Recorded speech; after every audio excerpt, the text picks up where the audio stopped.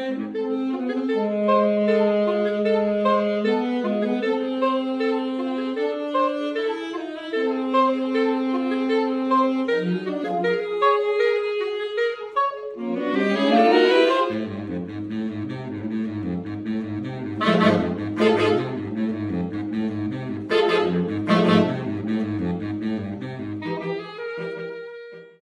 Mike Kelly from Project Healing Waters Omaha, and tonight we have a special guest. But first, a couple comments. This will be our last regularly scheduled Zoom call of the season, and we'll resume our Thursday night sessions on September 4th.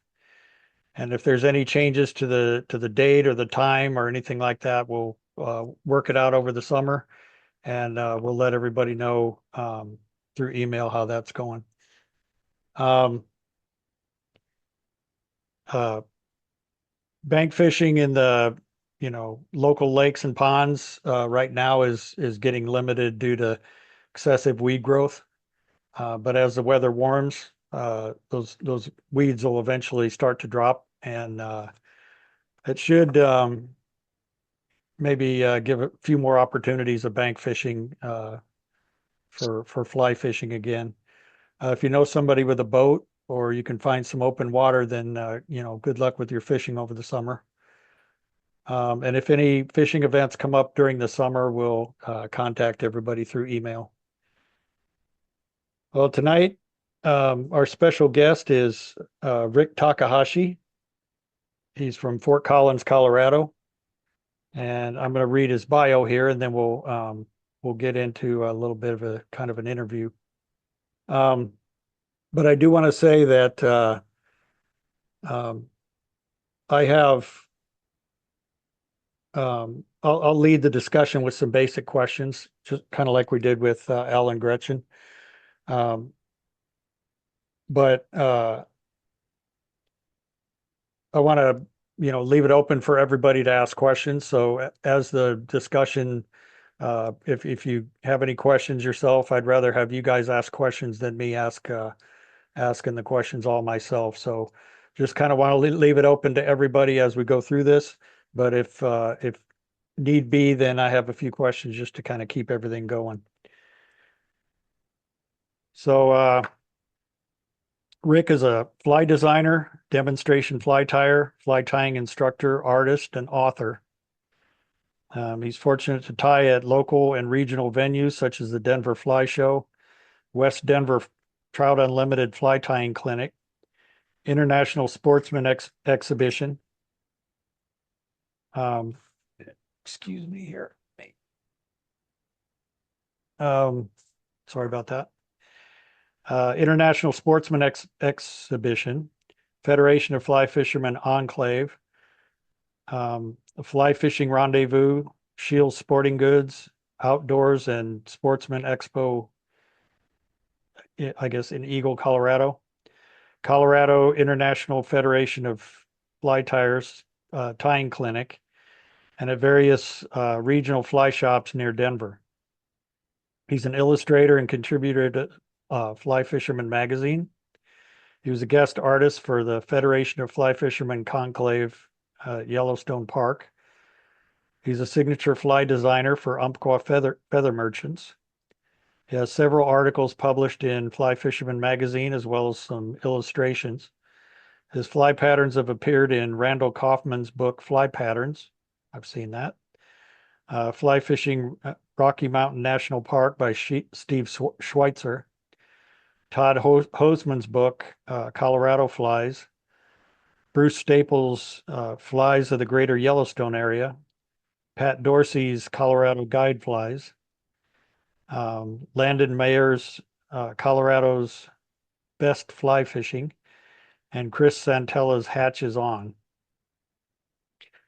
He's written 3 books himself, Modern Midges, Tying and Fishing the World's Most Effective Patterns, and Modern Terrestrials, Tying and Fishing the World's Most Effective Patterns.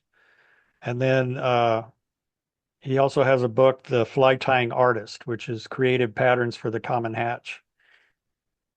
His newest book, titled fly tying artist. Is based on the fly patterns he's designed and patterns that he likes to tie. The book's in production phase, and he hopes it'll be out in 2019. I guess it's probably already out. Yeah, it's I've out. seen it, so I know it's already out. Sorry about that. I didn't see that coming. Article was written about prince nymphs, and his go-to prince is an American angler in American Angler magazine. He's on the pro staff of Canadian Llama, Finest Fly Tying Benches, Force Fly Tying, Flyman, Solares, and Dr. Slick and Orvis.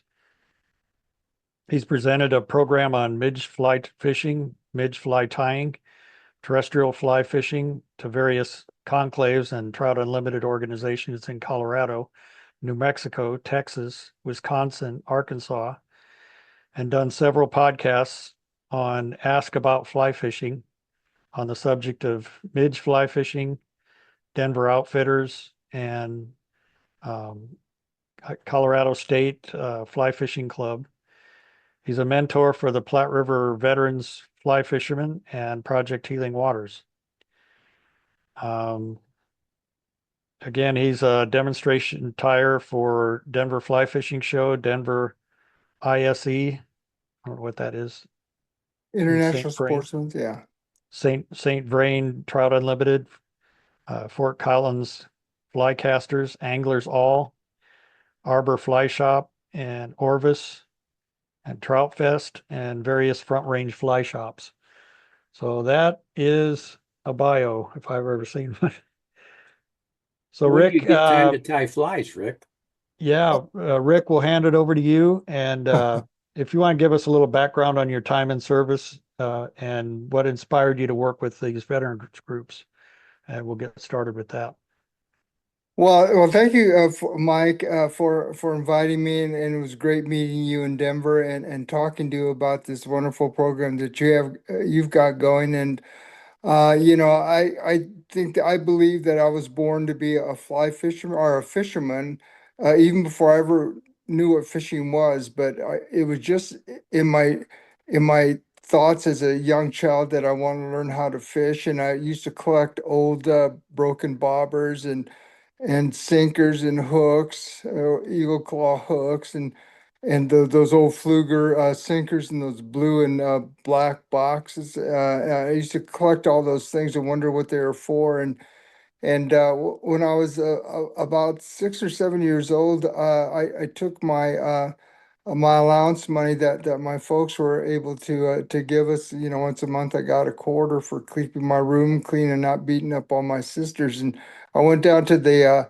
local hardware store, and they had fishing equipment in there. And I was looking through all the fishing stuff, and I saw a fly, and I didn't know what it was, but I thought it was just beautiful. And I knew it was for fishing because there was a hook on there, and it was a Royal Coachman, a standard Royal Coachman, and which is a beautiful fly. I know Alan Gretchen have talked about that. I've heard them talk about that as being one of the traditional patterns. And I noticed that there was thread on the front, so I took a razor blade and cut that thread off and it unwound and unwound the feather, and that hackle popped out, and I said, I've got to learn how to do this.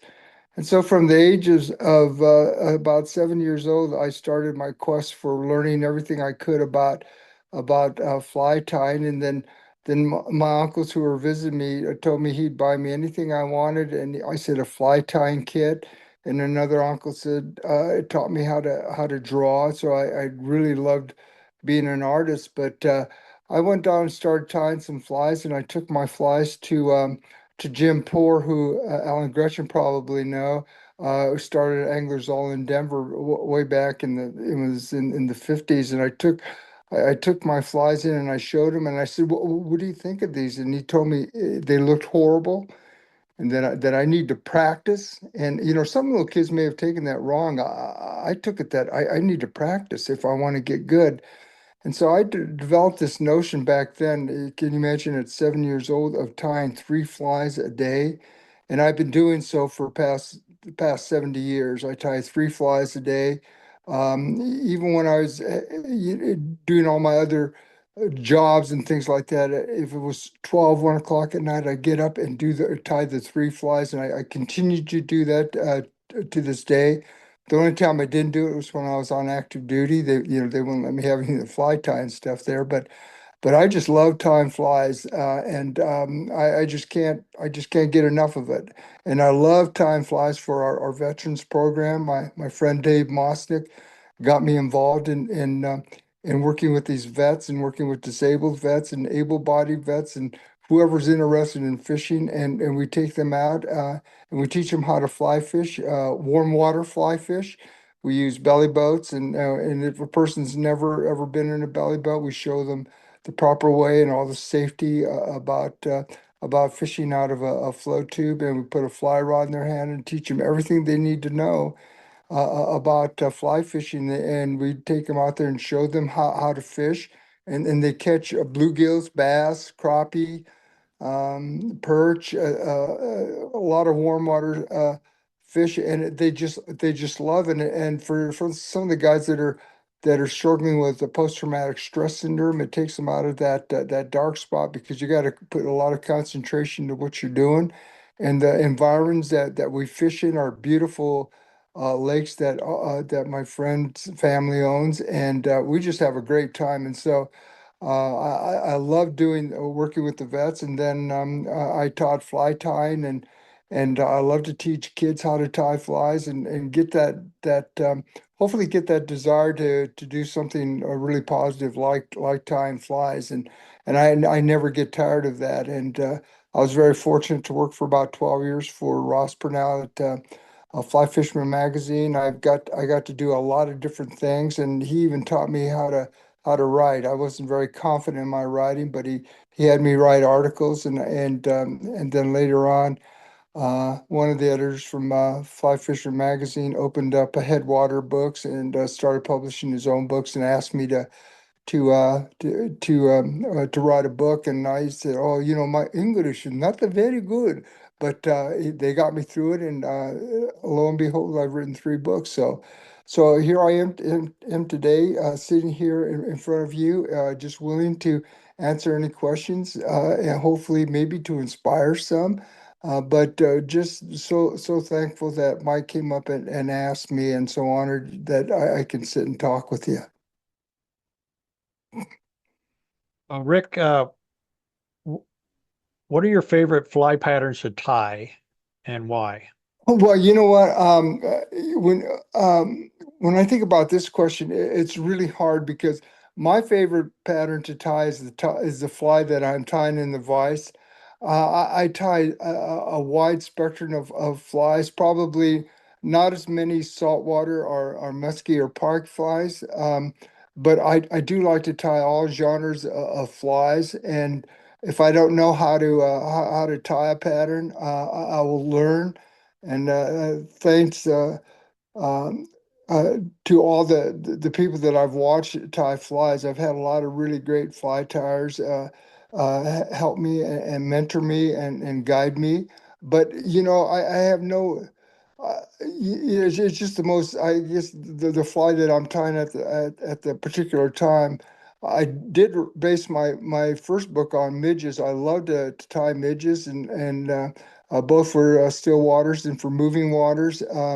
I love to fish lakes. I do still water fishing. In fact, Brian Chan was my entomology expert on my first book, and Phil Riley helped out and wrote a book on terrestrials, and just interested in all those things that are land-born that trout eat. Just amazed me. I mean, they even eat mice and things like that, and so that has always interested me. And then for my last book, I wanted to center on some of the flies that I've designed for Umpqua, and some of the flies that I like to tie. And I copy a lot of people, and I make my own versions of flies. And again, I know Alan and Gretchen are there. They've helped me quite a bit in understanding some of the techniques of tying flies, and they do it in such a kind and humane way. And so I just really enjoy that. But I can't say that I have any particular favorite fly, except for what I've mentioned. I just loved a ton. I dream of flies at night, so I have to get up in the morning and tie them. Other than practicing, what advice would you give to someone who just wants to start as a beginner in fly tying? Well, I think the thing is just to get started. It can be quite intimidating because there's so many tools and materials out there that it's really hard to figure out. What do you do with all this stuff? And certainly was for me, and I'm still learning. I've been doing it for over 70 years. But I think just to get started and see that you like it, and don't be discouraged that if some of your flies, the first flies you tie, do not work out, just as my flies. I mean, you couldn't even fish my flies. You couldn't have gotten a lead or a tippet material through the eye because it was all covered up with thread and glue and stuff like that. But to never give up, and I think the one thing that's really important, and at least in my thought process, is to practice. You're not going to get good if you're not sitting there tying flies, and if you take a lesson and you don't practice what you've learned, you're going to lose it. And I've just found that with the majority of my students, if they don't practice, they just wasted their money taking a fly tying class. So I encourage them to tie flies and to go out and fish them. And I think that's the one of the most important things is that practice, to continue to strive to get better. And as an artist, I always believed in craftsmanship, and I always believed in trying to tie the next fly better than the last fly that you tied. Anybody else have any questions? What's your favorite knot to tie? Uh, I've got quite a few knots that I like to tie, but I'm just kind of an old traditionalist. I still like to use the clinch knot, and I'm kind of lazy too.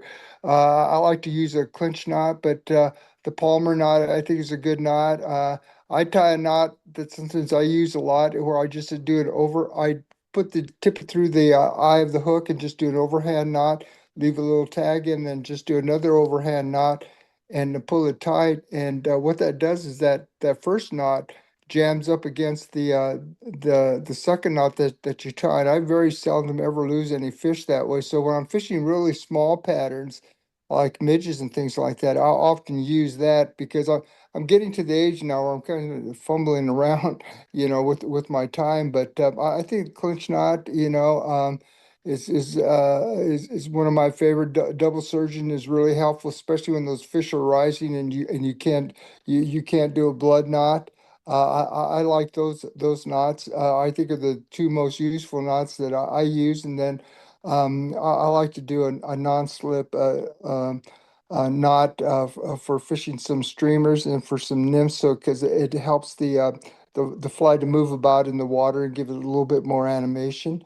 And so those are some of the knots that I use on a consistent basis, and teach the people that I teach fly fishing to.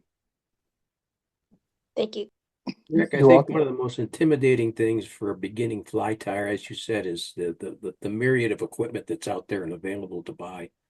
Yes. What would you tell a beginning fly tyer is the most important piece of equipment he could buy? And whether I'm just trying to figure out how I want to say this. Where should he spend his money? That's what I guess what I'm asking. Where should most of the money for a beginning fly tyer be spent?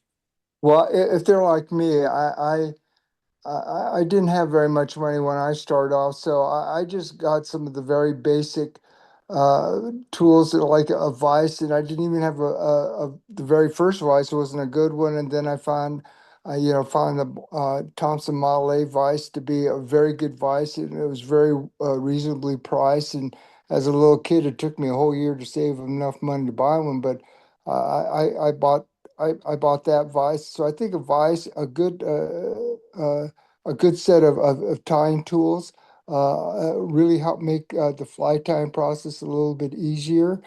but I think what you're gonna have to do is you're gonna have to go and find out, as you progress in this sport, to figure out different types of tools that you like to use. One tool that I like to use may not be what someone else likes to use. So I collect tools and I collect vices. I like the fly tying vices. They're like pieces of sculpture to me, and so I've started a really good collection. But I think advice and really good tools are really important. To have a bobbin so that you can store your thread. And if I get an old bobbin, I use it to put my wire spools on and use that because they fray the thread, but they don't damage the wire. I think that's really useful. But I would just go and look at what other people are using and ask that same question because it's a great question.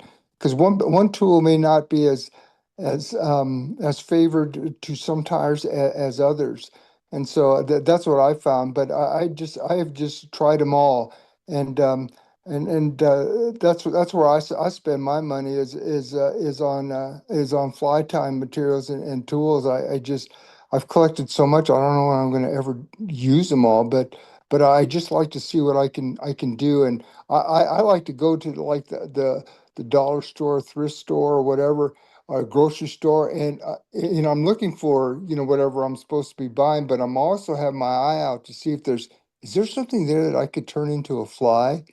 And it's amazing how many materials are out there that you can turn into time flies. Like a Cheeto bag. I was eating some Cheetos and I looked inside and there was a silver lining, so I ate all the Cheetos and cleaned off all that yellow stuff, and then I cut it into strips and I started tying chironomids or midge pupas with it, and gave that reflective quality that I first, when I was studying midges, I saw in the midge patterns, and started to understand, well, that just reflects that gaseous bubble that the midge produces as they are ascending to the surface. And that's why a lot of the midge patterns that I see, especially chironomid or lake patterns, all midges are chironomids, but the lake patterns are that real shiny because there's just that reflection of that gaseous bubble from the sunlight as it's ascending to the surface. And that's why I think a lot of those midge patterns are bright. But I look for everything,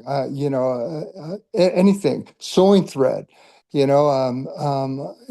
a number of patterns that you can use at tying sewing thread, although sewing thread isn't very common for everyday fly tying. There's certainly a lot of midges that you can tie using sewing thread that give a really good body segmentation, even though they're small. Because sometimes I'm tying down to 26, and you can't really see the segmentation, but the fish can, and I'm just amazed at a number of things that you can use to tie flies. It's just you're only limited by your imagination.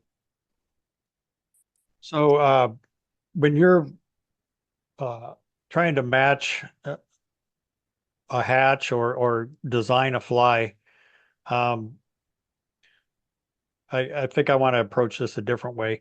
Uh, uh, Um, it as a trout is looking up at the surface of the water at Right, say a dry fly right. that's floating by, uh, what do you feel are the most important attributes of that insect? The color, the size, or just the basic profile?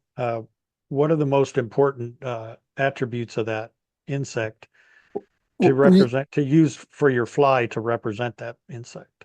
Well, I think the one thing that I learned from Gary Borger was, size, shape, and color is a very important aspect of the fly.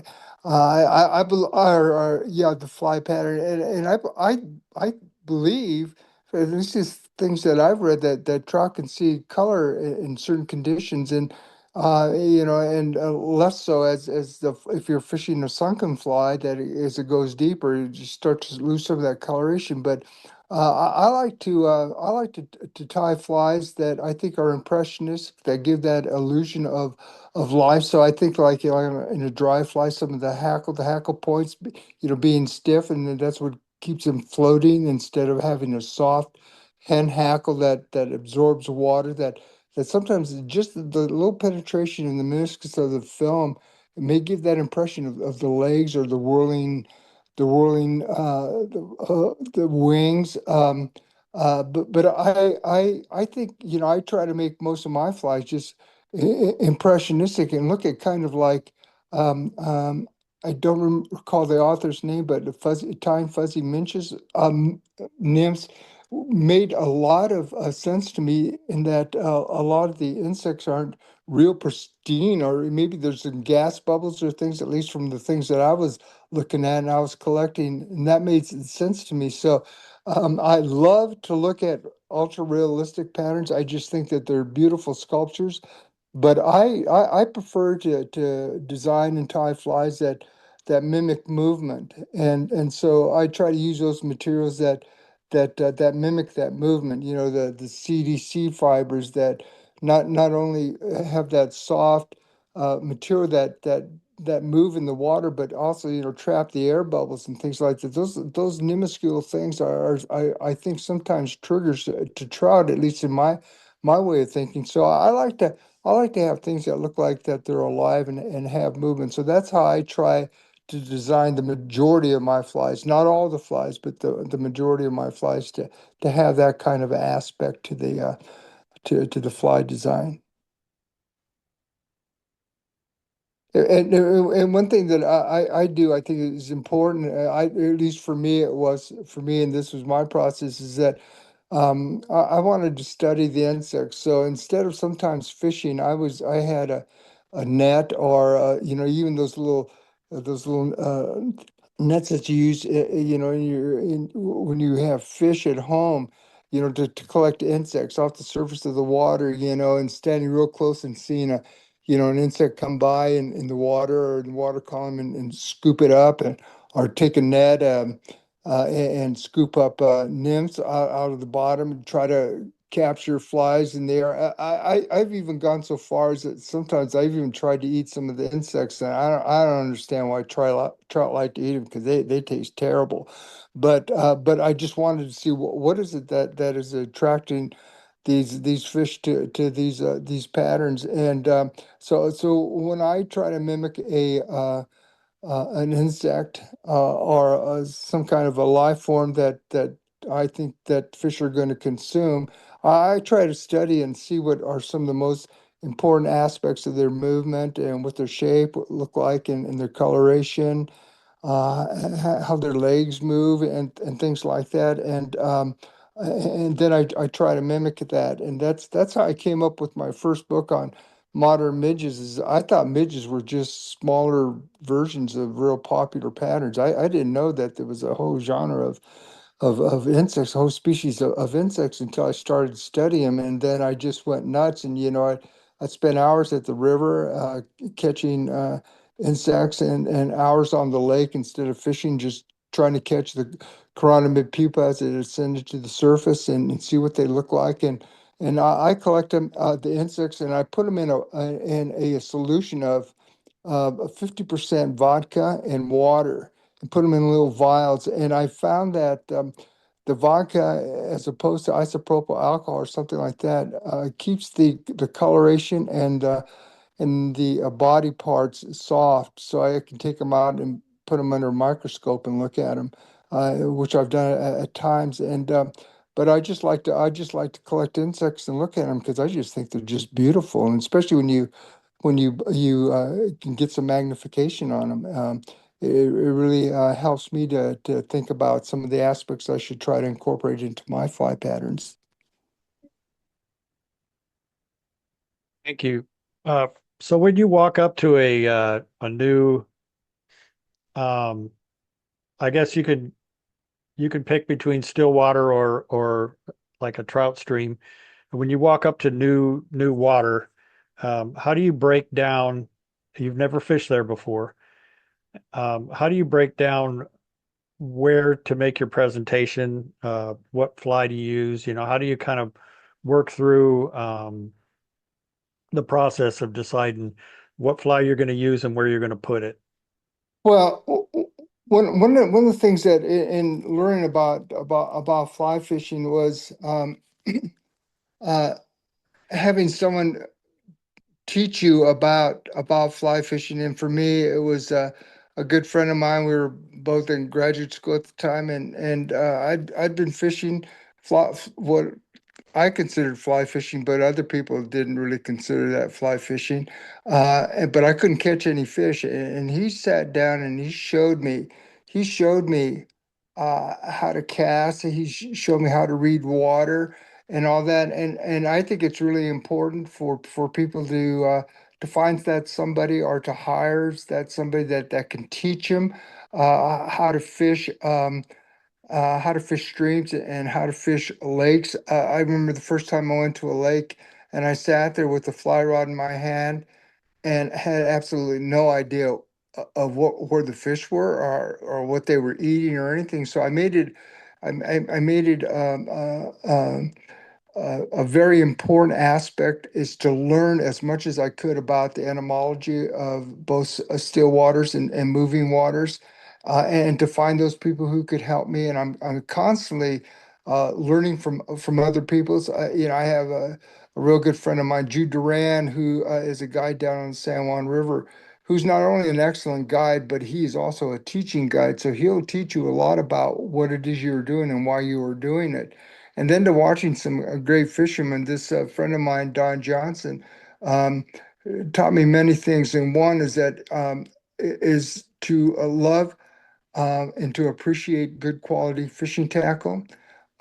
He is a great proponent of the Catskill style fly tying and to tie those really pristine flies and to improve upon your craftsmanship. Tim England, who is a fabulous all around fly tyer, fly fisherman, could catch any kind of species of fish. Um, uh, Pat Dorsey, a good friend of mine, teaching me a lot about nymph fishing. Um, and Phil and Brian Chan, watching them and have them explain to all of us how to fish still waters, and then going out and practicing. And just like anything else, I went out and practiced. I just didn't sit down and read things. I went out and tried to put into practice what I was learning, and slowly and surely I started to learn how to catch fish. But when I go to a new stream, or actually anytime I go to a piece of water, I don't just jump in and just start fishing. I look to see what's going on. I'll look to see if there's any birds swooping down on the water. Are they taking anything off the water? I look at the water to see what if there's any insects that I can see visible, or if there's fish rising up to the surface. And after all these years of study, you kind of get at this innate um, insight as to what's happening on the lake. So I've just found that I've learned to anticipate now better the what's going to be in the water. And so, like when I go still water fishing, I do a lot of chironomid fly fishing. I do a lot of fishing streamers, woolly boogers, coming up with different patterns to try to fool the fish. And but I approach and observe first before jumping in, and look to see if there's any movement on the surface of the water. But I've learned where some of those fish are. And sometimes they're not there when where I'm anticipating, and that's what I think makes fishing so much fun. You never know, but you have at least a little bit a better guess as to where those fish might be holding. And so I oftentimes will try all the tricks that I know of how to fish, and a lot of times I always believed as an artist that in order to break any rules in art, you have to learn what the rules are. And so that's what I did. I learned what the rules are. Then I felt that I could more readily break those rules because not everything is constant. One technique that some people think is way off the mark will sometimes work in certain conditions. So I like to experiment a lot and try some different things, and even no matter how crazy it is.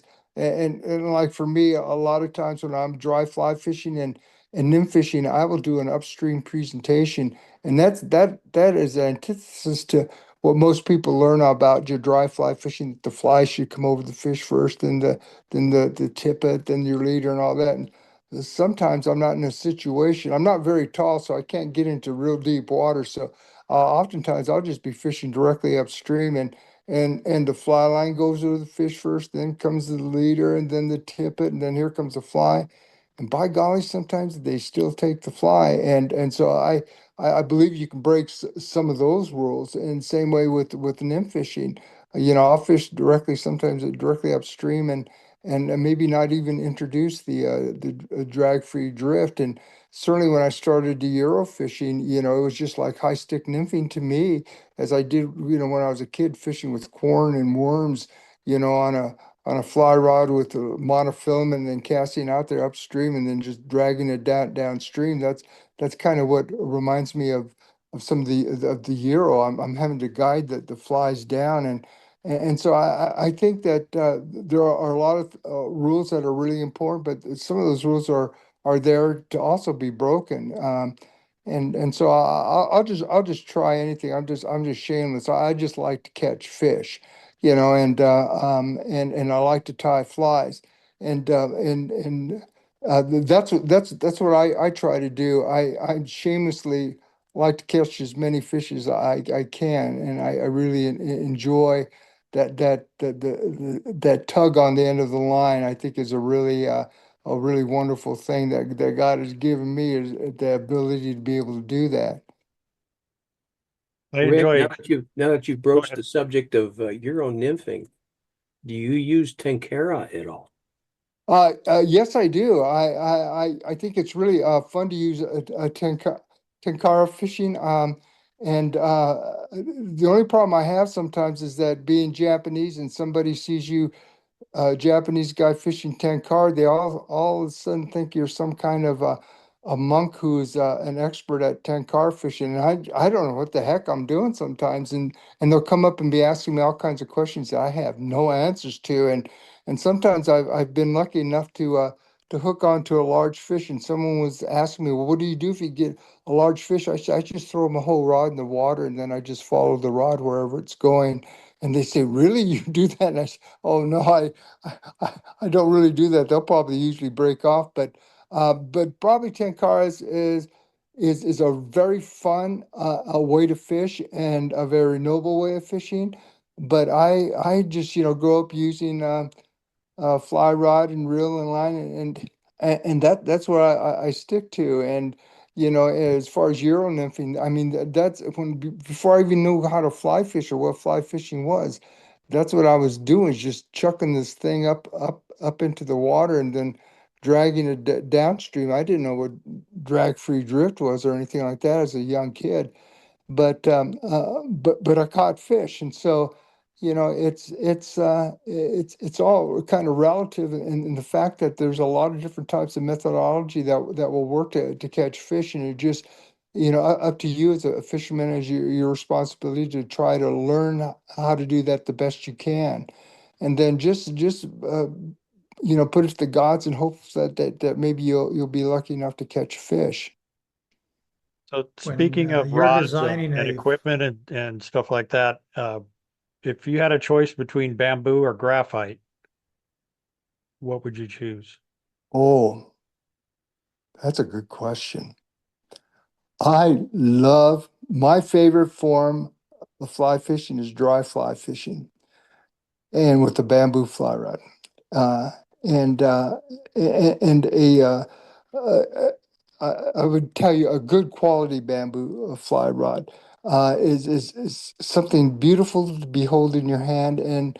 But I will tell you that when I was growing up, I couldn't afford anything expensive. My family was actually were poor, and so I had to do with the very best I could do. A lot of hand-me-down stuff, and so I learned to fish with all kinds of equipment. So, when someone hands me a piece of equipment that's not very good, that doesn't bother me. I can still try to fish with it, but I do like fishing with bamboo. But having said that, a lot of times I couldn't afford the bamboo fly rod. And when the advent, I love fishing with a fiberglass fly rod that's slower action, at least in some of the fly rods that I have. I still have the very first Fenwick 755 glass rod that took me 5 years as a kid to save up money for. And I bought it from Anglers On. I still have that rod, and I take it out and fish with it every once in a while. I fish for mostly with bluegills and warm water fish with that, but then I started fishing with graphite, and it was a whole new game because at least to me in my field, the graphite were a little bit faster and a little bit more forgiving in the casting, at least for me. And so I enjoy fishing with all forms of fly rods, and the majority of my fly rods are graphite. Unfortunately, I was never able to acquire a lot of bamboo fly rods, except for, my friend Don Johnson would allow me to use some of his. He collected some of the best bamboo fly rods, and they were just fun to fish with, and I just like looking at them. I don't even need to fish with them. I just like looking at them because they're so beautiful. But I think the majority of the fly rods that I fish with are graphite fly rods. In your Anyone else? design process on flies, do you eh, have somewhere in that process seeing how it actually sits in the water or moves in the water, Yes. then adjust it? Yes. Um, when I design flies, and I think that there might be something that Umpqua might like to utilize that where other people would have access to some of these flies that I've designed. I will spend a couple of years fishing them to see if they really work. If it was just a lucky day for me. And yeah, I like to put my flies in the water and get up close, and sometimes I'll be standing in the water and I'll move my flies and I'll put them on the surface, underneath the surface, and see how they react and how they moved, and see how they look. And so, yeah, that's one important aspect of me studying the fly patterns that I'm designing is are they doing what I think that they should be doing, and if they don't, what can I do to improve that? Or sometimes maybe I can't do anything and that fly just isn't very well designed. But I try to test out all my flies that I'm fishing with, and I tell people, they always ask about pattern. Well, what pattern did you use here? What pattern did you use there? And there's so many patterns out there, and I just says, well, it's more of the Indian than the arrow. So if you learn good, solid fly fishing. Um, Techniques, I think that it helps to improve your odds of catching fish. So I try to improve upon my techniques, and then maybe worry about what fly am I using, because sometimes especially getting older now, sometimes I forget to bring my fly boxes out, and so I have to fish with whatever I have there, and just learning how to fish correctly can sometimes uh, allow me to catch some fish where as it wasn't necessarily the pattern. It was just, I had to use the pattern which I had available. And so I just get out there and give it a shot. So um, that's what I do. Like you, I enjoy tying all different styles of flies, and so I end up with several caddis patterns and several mayfly patterns, and of course several colors and sizes and whatever. Um, for for specific insects, do you have one or two go-to flies, say for midges or for caddis, or that you normally go to first? Uh, Or do you kind of leave it up to just what you have available? well, sometimes both. It just depends what the situation is. There are some places that I'm going to go fishing that I fish there so much that I know which patterns I want to use. Like going in here in Colorado, going fishing Delaney Buttes or something like that. There's certain chironomid fly patterns that I like to use. The very first chironomid fly pattern for fishing still waters was Gary Borger's bow tie buzzer. That was one of my That was one of my flies that I would fish for the chironomids that I'd say all these shucks.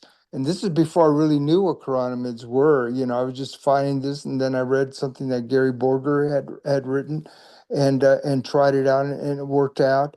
One of my favorite dry fly patterns, and it's one of my signature patterns. They're called taka hoppers, but really what it is my version of Ed Shank's Retort hopper, and it was one of the very first dry flies I learned how to fish, and I just tied it to the way I wanted to tie the pattern, and I wanted it to sit real low in the water, um, and that's the way I tied it, and it's been very successful. Caught a lot of fish with it. I'm quite carrying that fly pattern now, and I just wanted people to have it because when I worked in the fly shop and with tying flies for the fly shop, we couldn't keep that fly in stock, and so I like for other people to go out and experience it. And I've caught a lot of fish with that fly, and I did some work with CNF Design from Japan, and they sent their representative out, and I took them up fishing up here in my neck of the woods, the Pooter and the Big Thompson, prior to our show that we had in Denver. I showed him my taka hopper, and he caught like 60 or so fish in 2 days on that fly. And I said, "What do you think?" He says, "Oh, a very good fly." I was just so happy because he was catching fish with it, but it validated that, well, at least maybe I was onto something. And I got to believe that the flies that I've designed are probably somewhere I've seen that fly before, and it's in my mind. And I just don't believe I'm the very first person to ever have designed some of these flies. Although there are a couple that I've designed that I had never seen before. But I like to I like to see what other people have tied, because we're standing on the shoulders of some really innovative fly patterns. But I want to tell you about one instance that happened to me. Is that back in the back when I was teaching, I found that I had a ruptured disc between C3 and 4, which is high up in the neck, and I was becoming paralyzed. I was trying to tie Prince nymphs, and I couldn't even feel the buyouts, and I couldn't tie the buyouts on.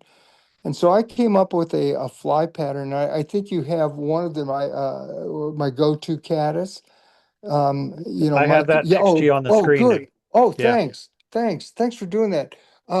It's not so much different than other looking patterns, but what I did is when I tied this fly, instead of for I'm going to talk about the Prince, which was the first fly that I designed. I took Whiting Farms brown hen hackles and used them for the buyouts, because I could tie the hen hackle fibers on instead of the buyouts. I couldn't feel the buyouts, and they were going on crooked. And then I put a peacock body for the underbody, and then ribbed it with Sulky's green, chartreuse green tinsel. Instead of using gold tinsel, I like that coloration of that green against the peacock. And then for the buyouts, for the white buyouts, I used white poly yarn for the buyouts. And then I was having trouble tying the collar on at the front behind the bead. And so I just tied it in the middle, and I just happened to have a Whiting Farm brown saddle hackle on my desk. And it was so painful for me to get up and walk over just a few feet to get an appropriate feather to tie the legs on. I just had that piece of midge saddle hackle. I tied it right on the middle. And then I thought about using peacock curl for the collar, and I just says, I really like iced up, so put that on there, and I had a gold bead. And on my first one, it was I called it my go-to Prince nymph after fishing it for a long time. But the first time I took it out, I went up and fished on the Poudre River here, and it took me about an hour to get way down to position, because I still hadn't had an operation, and I was having a lot of difficulty walking. But as painful as I went out there, and on the first 7 casts, I caught fish. And I was just amazed that the fish took this fly. And to be honest with you, I ain't that good a fisherman. And I'm going, oh my God, I caught these fish. And so I said, I might be onto something. So I started fishing that pattern. And then I came up with this pattern here as a caddis kind of pattern, having that chartreuse body, and I'm using diamond midge braid. Uh, that would mimic the Rhacophala caddis here. So I figure sometimes the fish don't have that long a time to look at the fly. At least in the water I'm fishing, it's a little bit faster. And use the same components as the wing, as the poly yarn and the brown hackle and the ice dub, and fish those for 3 years exclusively on the Pooter and the Big Thompson River. I didn't fish anything else, no matter what was going on, no matter which hatch. And I was catching fish with this. So I wrote an article in Fly Fisherman magazine because I wanted to share this with other people. Because if I, who is adult at fly fishing, can catch fish, maybe other people can catch fish. And so I love to sharing this pattern, and I call it my go-to, because here I was before I had my operation to correct the rupture, and to get back some of my feelings in my hands and things like that. I was able to fish that. And then the next fly that you're putting up here is a chironomid pattern. And when I was studying chironomid fishing, or fishing with midges in lakes, I was finding all these shucks and I didn't know what they were. And so I decided to put down the fly rod and try to find out what these were. And we're collecting these things, and find out that these were chironomid pupas, that there's the shucks from the pupa metamorphizing into an adult. And one of the things that I noticed is that the reflection off the body was really bright. And so what I did is I found some material that my daughter was using to make jewelry, some beads, and it was called what Wonder Lace, I think. You buy it at Hobby Lobby, and it's a clear, round, a 5 millimeter lace. And one thing I learned about using this um, material is that when you wrap it around the hook, there's stretch magic. That's what it's called. And when Magic. yeah, Sorry. see, getting old, and I can't remember all these things. I'm so excited too. I'm kind of nervous talking to y'all. But stretch magic. So I use the 5 millimeter in the clear. This one, it happens to be a chartreuse color that I tied for the show. But I know that when you wrap that clear tubing around that, it magnifies what's ever underneath it. So I decided that I would use this to mimic the shiny gaseous bubble that a pupa fills its body with as it ascends to the surface. And then I put the ribbing around it like this. And sometimes I'll take a marker and color that with a Sharpie marker and give a little darker rib cage. And then even though midge pupa doesn't have a wing case per se, I would put some flash underneath there, some pearl flash. And then I use buyouts for the wing buds, and then a little of you can use poly yarn now for the breathing structure, and then covered it with solar resin. And I had many years of success fishing this as a chironomid pupa. In fact, I had a guy call me about 3 years ago, and he says, "Are you Rick Takahashi?" And I said, "Yes." And he says, "Well, I'm fishing the Arkansas River up here by Salida, and my friend's catching fish, and I want to know what he's using to catch fish." And I kind of chuckled. I said, "Well, sir, I'm not there. I have no idea what he's using." He says, "Well, you should. It's one of your flies. It's that crystal chironomid." And I said, "He's fishing a crystal chironomid? Because I designed it really for fishing lakes." And he goes, "Yeah, he just catching all kinds of fish with this in the river there." And from that point on, I started fishing this type of a chironomid pattern in rivers, usually down, starting with about size 16, and all different kinds of colors, and have had some good success with it. And so, so that was really a fun thing to learn from someone else, that they were using that Oh wow, here's another one. Here's my version of Ed Shank's Letort Hopper. And what I did to change this up a little bit is that I used Fly Right #9 dubbing, which you can still purchase out of Michigan. And the reason I like that coloration is that it's a darker shade of yellow than you can find in the industry, and it's polypropylene yarn, so it floats really well. The wing material I made myself. It's out of Pellon 808. It's interfacing that they use for sewing, and it comes in a white sheet. So what I do is I get brown spray paint and I'll spray a sheet of an 8 by 10 sheet of paper real fast to get the coloration, and then I'll stand back from just barely press down on the nozzle, and it spits out the pigment, the paint pigment, so I can get it a mottled effect. And then I'm using Nature Spirit deer hair, and this happens to be mule deer hair. And instead of spinning the head around the entire hook like that Ed Shank used to do, I believe. I never verified this with anyone, but it looked like Gapin's mother minnow head, and he clipped it in the round. But I just put this on the top uh, and have this fly sit really low in the body and the surface of the film, and I've caught a lot of fish with this, and it's one of my signature pattern. And I shamelessly, well, my friends named it the Taka Hopper, and we just couldn't keep it in our fly shops because people would come in and buy them by the dozens because they did so well with this. And I fish it small. It's called a Taka Hopper, but I really fish in a size 14, 16 to mimic more of a caddis pattern.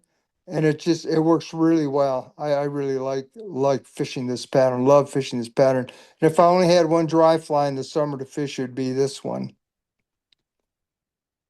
Would fish that as a caddis as well. Yeah, that's all I fish. I'll tie it in a larger size and fish it with as a hopper, but I have other hopper patterns that I like to fish for hoppers than this pattern here. Um, and so I've developed quite a few different hopper patterns that I like to fish, and I've been really thankful that Ed Shank developed that fly because he's just awesome, a fly tire, and I just love his flies, as I do a lot of people's flies. I love to see fly patterns and to copy them and to try to create my own or do my own version of those flies. You mentioned the muddler minnow. When uh, the way muddler minnows look today in fly shops and in the way people tie them nowadays is with a very tightly packed, um, dense head. And if you look at pictures of how Gapin used to tie them, they were very loose heads, you know, almost clipped, kind of messy. Um, and I think that allows them maybe to sink a little bit better than the heavily tightly packed ones that they tie today. I think that's a really good point. I've not seen some that are really really tightly tied. I tie a bullet head hopper that I used to hate to tie because I could never get the bullet head tight enough. But I use a big pin to form the head of the hopper. I was taught this by Tim England, who's one of the best fly tires.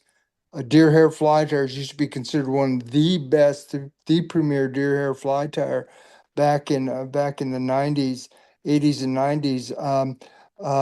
Taught me that technique, so I don't feel I don't feel hampered by tying these real tight heads. And maybe someday I can do one of these Zoom things and tie one of my bullet head hoppers for you to show you how I do that. So now, and I like to fish that pattern. It's an old pattern, but it's there's so much fun tying some of the old traditional patterns.